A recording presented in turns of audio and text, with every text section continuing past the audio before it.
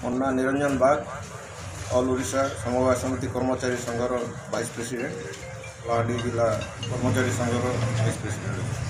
ଆପଣ ଯେତେବେଳେ ନୂଆ ନୂଆ ଚାକିରି ଜଏନ୍ କଲେ କିଛି ଟର୍ମ କଣ୍ଡିସନ୍ ଥିଲା କି ମାନେ ସର୍ତ୍ତ କିଛି ନିୟମାବলী ଥିଲା କି ଚାକିରି ଜଏନ୍ କଲେ ମାନେ ଆର୍ଥିକ ସ୍ତରରେ? ଆମର ଚାକିରି ସର୍ତ୍ତାବଳୀ କିଛି ନାଇଁ ଥାଏ। ଆମେ ଜଏନ୍ କଲା ବେଲେ ଆମେ ଯେତେବେଳେ ଜଏନ୍ କଲୁ ଚାକିରିର ସର୍ତ୍ତାବଳୀ କିଛି ନାଇଁ ଥାଏ।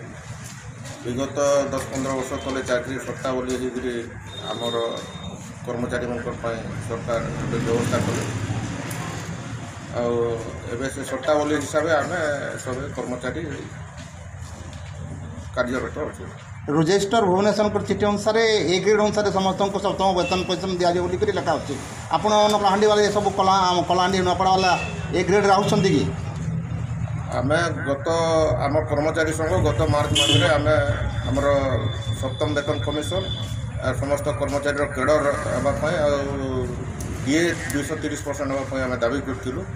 230% ଡିଏର ଚିଠି ଗତ ଥର କରିଦେଲେ ସେଇଟା ଗୋଟେ କ୍ରାଇଟେରିଆ ରଖିକିରି ତାପରେ ଏବେ ଆମର ଫେବୃଆରୀ 14ରେ ଗୋଟେ ଚିଠି ହେଇଛି ଯେ ଏ ଗ୍ରେଡ୍ ଏ କ୍ଲାସ୍ ସୋସାଇଟି ଅଡ଼ିଟ୍ ପ୍ରକାର ଏ କ୍ଲାସ୍ ଯେନ୍ ସୋସାଇଟି ଅଛି ସେ ସୋସାଇଟି ସବୁ 7 ପେ ପାଇବା ଲାଗି ଇଲିଜିବଲ୍ ହେବେ ବୋଲି ରେଜିଷ୍ଟର ଓଡ଼ିଶା ଚିଠି କରିଛନ୍ତି।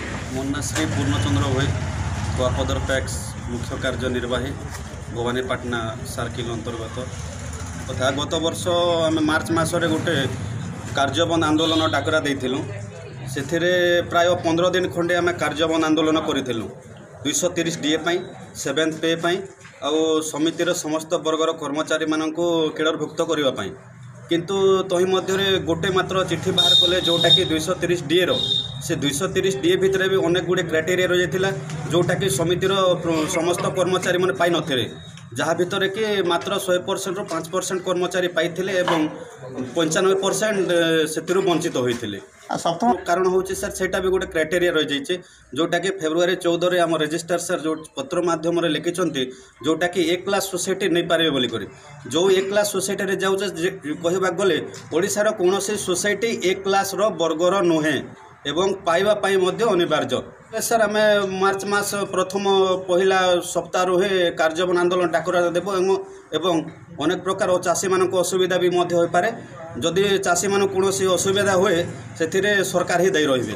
ମୋ ନାଁ ନିରଞ୍ଜନ ବାଗ, ଅଲ୍ ଓଡ଼ିଶା ସମବାୟ ସମିତି କର୍ମଚାରୀ ସଂଘର ଭାଇସ୍ ପ୍ରେସିଡେଣ୍ଟ, କଳାହାଣ୍ଡି ଜିଲ୍ଲା କର୍ମଚାରୀ ସଂଘର ଭାଇସ୍ ପ୍ରେସିଡେଣ୍ଟ।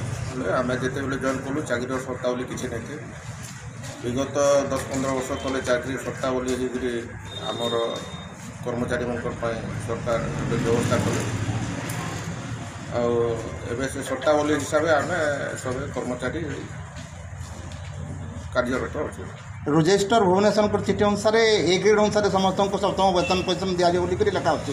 ଆପଣ କଳାହାଣ୍ଡି ବାଲା ଏସବୁ କଳାହାଣ୍ଡି ନୂଆପଡ଼ା ବାଲା ଏ ଗ୍ରେଡ୍ରେ ଆସୁଛନ୍ତି କି? ଆମେ ଆମ କର୍ମଚାରୀ ସଂଘ ଗତ ମାର୍ଚ୍ଚ ମାସରେ ଆମେ ଆମର ସପ୍ତମ ବେତନ କମିଶନ ସମସ୍ତ କର୍ମଚାରୀର କେଡ଼ର ହେବା ପାଇଁ ଆଉ ଡିଏ 230% ହେବା ପାଇଁ ଆମେ ଦାବି କରିଥିଲୁ।